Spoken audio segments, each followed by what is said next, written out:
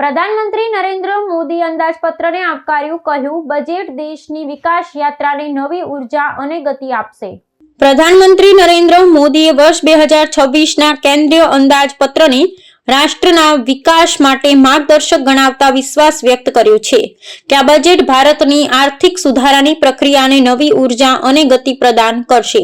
પ્રધાનમંત્રીએ જણાવ્યું હતું કે આ અંદાજપત્ર માત્ર વર્તમાન જરૂરિયાતોને જ પૂર્ણ નથી કરતું, પરંતુ આગામી દાયકાઓ માટે મજબૂત ભારતનો પાયો પણ તૈયાર કરે છે। તેમણે આ બજેટને દેશના દરેક વર્ગના સશક્તિકરણ માટેનું એક પ્રગતિશીલ કદમ ગણાવ્યું હતું।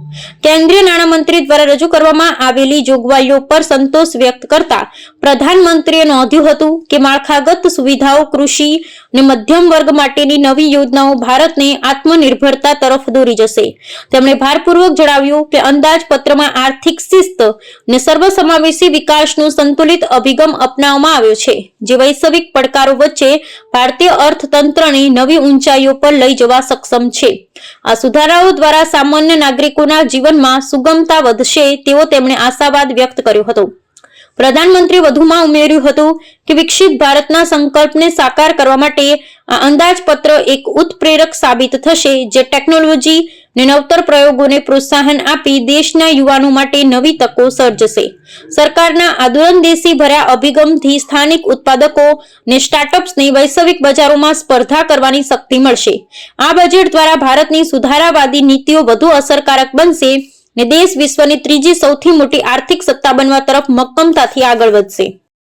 आज भारत जिस रिफॉर्म एक्सप्रेस पर सवार है, इस बजट से उसे नई ऊर्जा, नई गति मिलेगी। जो पाथ ब्रेकिंग रिफॉर्म्स किए गए हैं, वो एस्पिरेशन से भरे हुए भारत के साहसिक, टैलेंटेड युवाओं को उड़ने के लिए खुला आसमान देते हैं। ये बजट ट्रस्ट बेस्ड गवर्नेंस और ह्यूमन सेंट्रिक अर्थरचना के विजन को साकार करता है।